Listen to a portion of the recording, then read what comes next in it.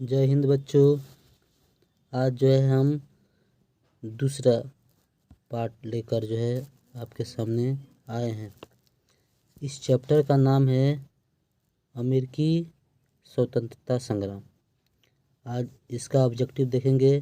Exam के view से सभी ऑब्जेक्टिव क्वेश्चन जो है बहुत ही महत्वपूर्ण है।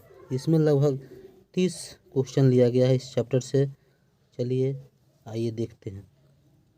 पहला क्वेश्चन है कि अमेरिका की खोज किसने की थी। अमेरिका की खोज किसने की थी। ऑप्शन देखते हैं। ऑप्शन क में हमारा है कोलंबस ने, ख में है वास्को डी गामा ने, ग में है अमेरिको वेस्पुसी ने और घ में है मार्को पोलो ने।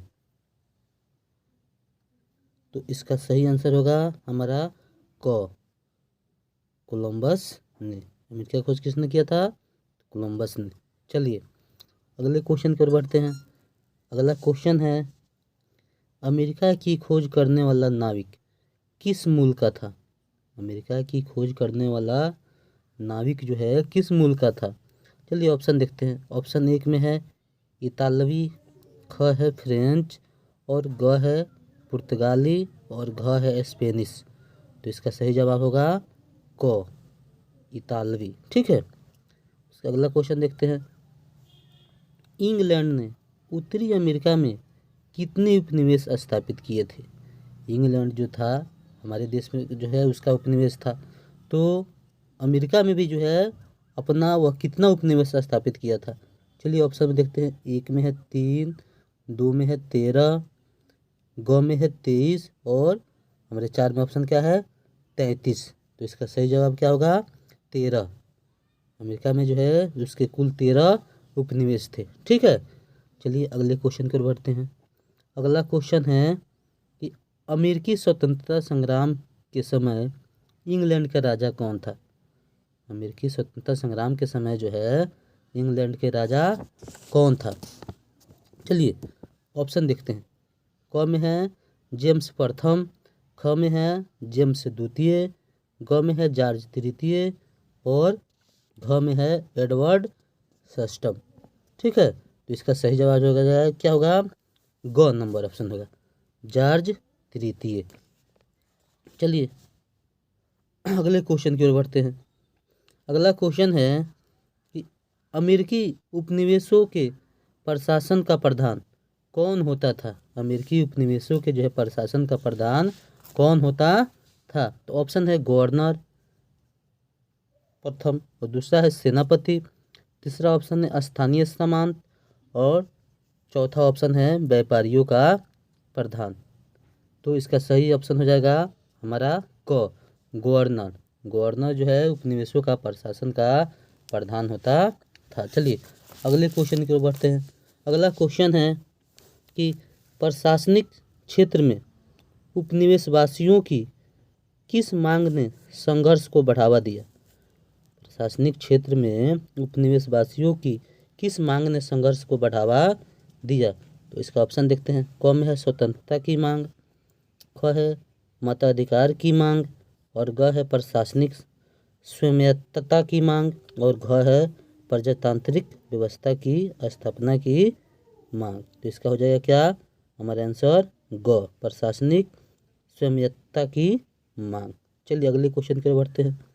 अगला क्वेश्चन है कि जॉर्ज तृतीय की किस नीति ने उपनिवेशवासियों में आक्रोश बढ़ा दिया। जॉर्ज तृतीय की किस नीति ने उपनिवेशवासियों में आक्रोश बढ़ा दिया, यानी गुस्सा हो गए उपनिवेशवासी जो है गुस्सा हो गए।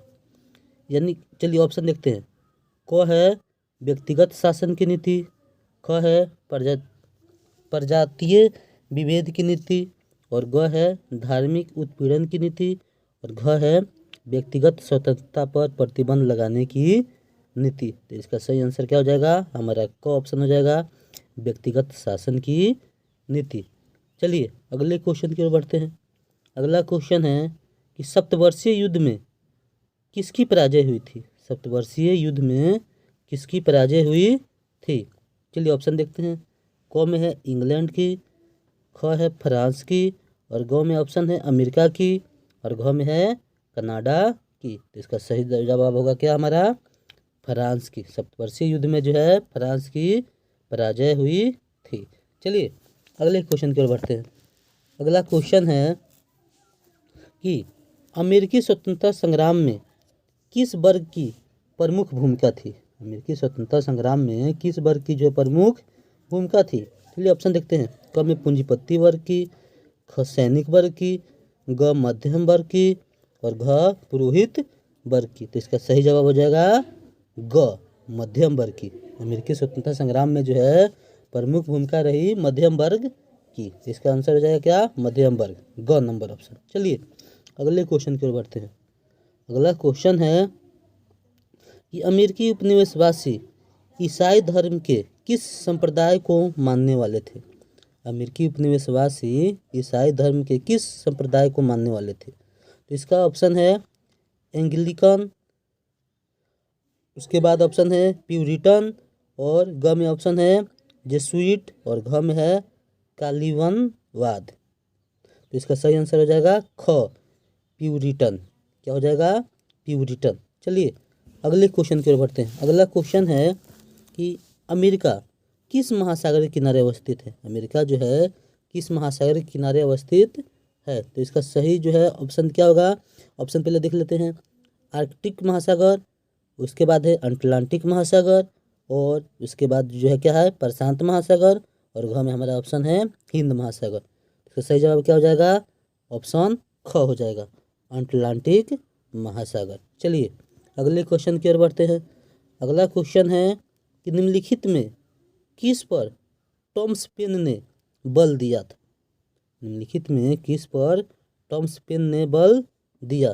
तो ऑप्शन है 1 में स्वतंत्रता पर, 2 में है समानता पर, 3 में हमारा ऑप्शन है गणतंत्र पर और 4 में जो हमारा ऑप्शन है उदार तानाशाही पर। तो इसका सही जवाब हो जाएगा क स्वतंत्रता पर। चलिए अगले क्वेश्चन के बढ़ते हैं। अगला क्वेश्चन है कि प्रतिनिधित्व नहीं तो कर नहीं। प्रतिनिधित्व नहीं तो कर नहीं नारा है किसने दिया। प्रतिनिधित्व नहीं तो कर नहीं का नारा किसने दिया था। चलिए देखते हैं, ऑप्शन देखते हैं। सैमुअल एडम्स ने, ख में ऑप्शन है टॉमस पेन ने, ग में ऑप्शन है टॉमस जेफरसन ने और घ में है जॉर्ज वाशिंगटन ने। तो इसका सही जवाब हो जाएगा क सैमुअल एडम्स ने, सैमुअल एडम्स ने। चलिए अगले क्वेश्चन की ओर बढ़ते हैं। अगला हमारा क्वेश्चन है 14 नंबर, स्टाम्प एक्ट किसने लगाया था। स्टाम्प एक्ट किसने लगाया था।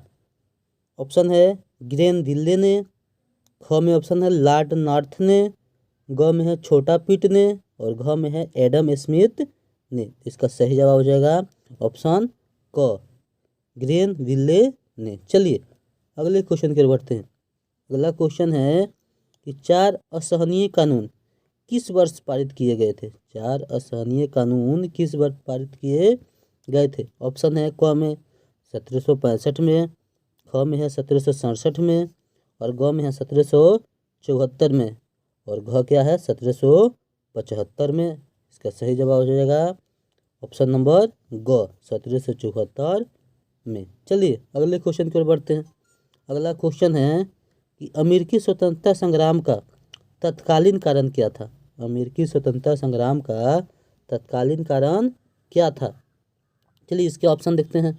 ऑप्शन 1 में है नेविगेशन एक्ट का पारित होना, ग में है ख में है हमारा ऑप्शन स्टाम्प एक्ट का पारित होना और ग में है क्यूबेक एक्ट का पारित होना और घ में है बोस्टन चाय पार्टी की घटना। इसका सही जवाब हो जाएगा बोस्टन चाय पार्टी की घटना। अमेरिका स्वतंत्रता संग्राम का तत्कालीन कारण था बोस्टन चाय पार्टी की घटना। चलिए अगले क्वेश्चन की ओर बढ़ते हैं। अगला क्वेश्चन है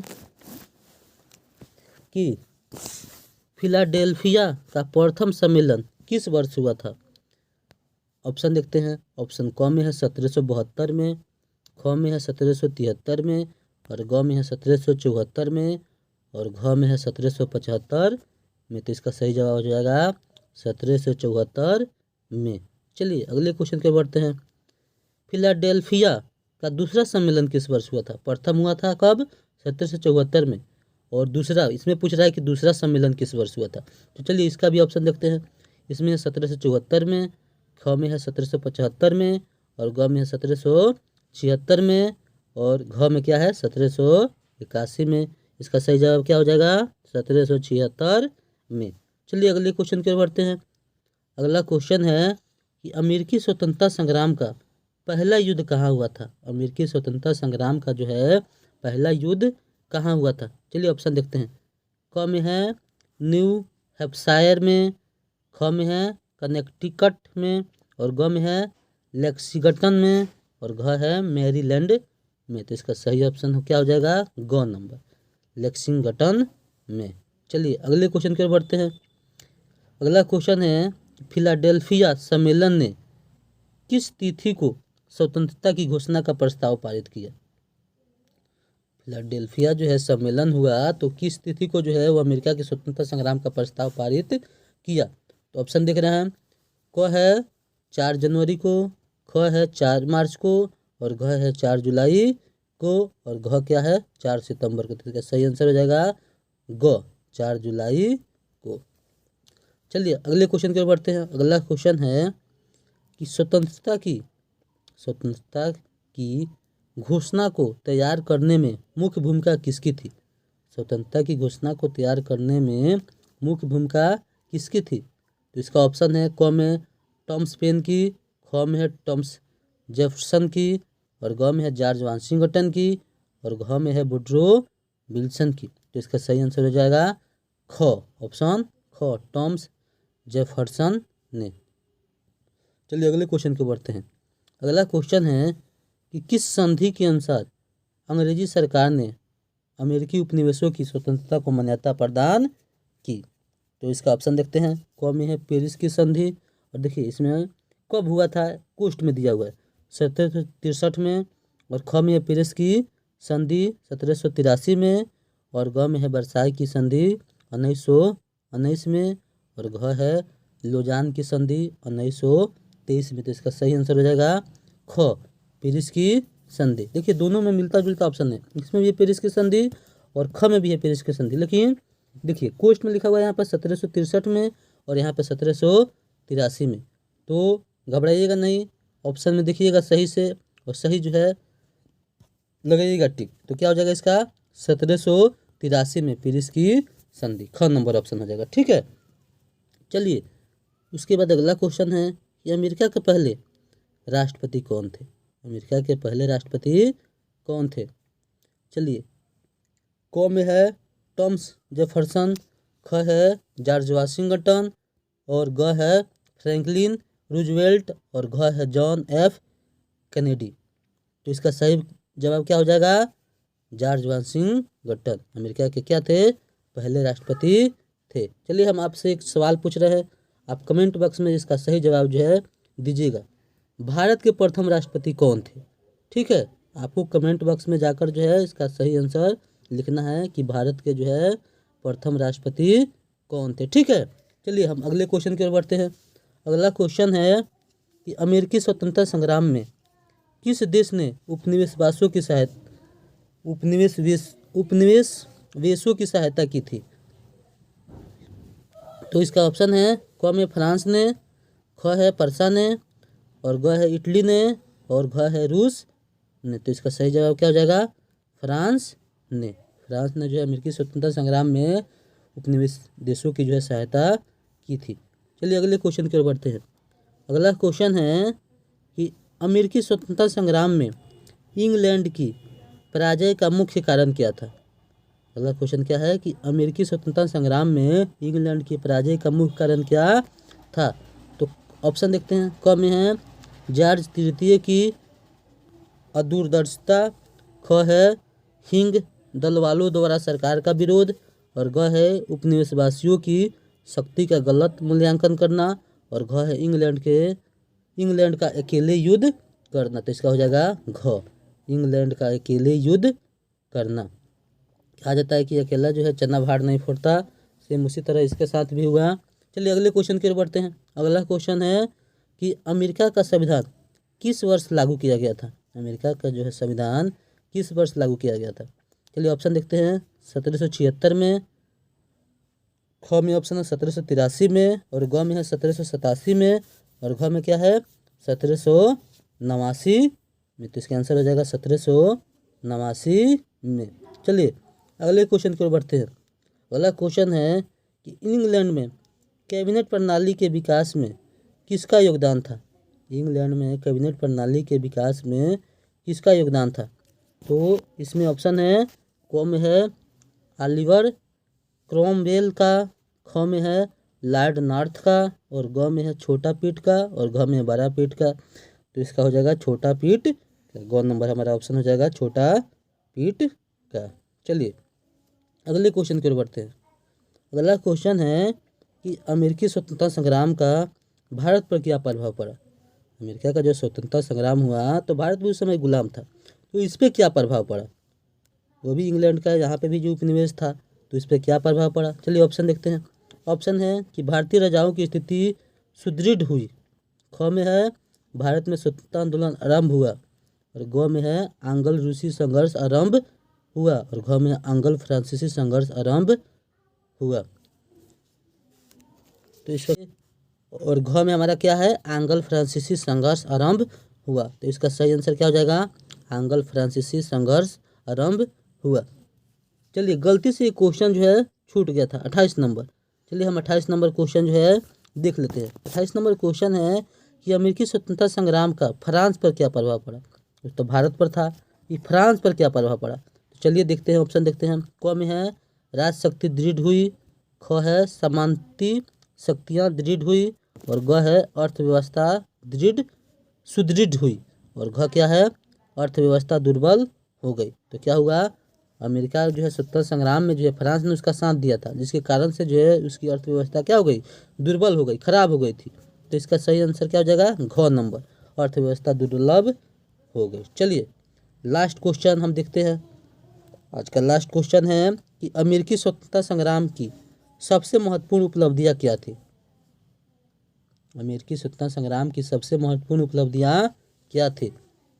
तो इसका कौन नंबर ऑप्शन है कि जॉर्ज तृतीय का पतन, ख में है संयुक्त राज्य अमेरिका का उदय, और ग में है विचार अभिव्यक्ति की स्वतंत्रता का मिलना, और घ है गणतंत्रात्मक व्यवस्था का पहला प्रयोग। तो इसका आंसर हो जाएगा घ नंबर, गणतंत्रात्मक व्यवस्था का पहला प्रयोग।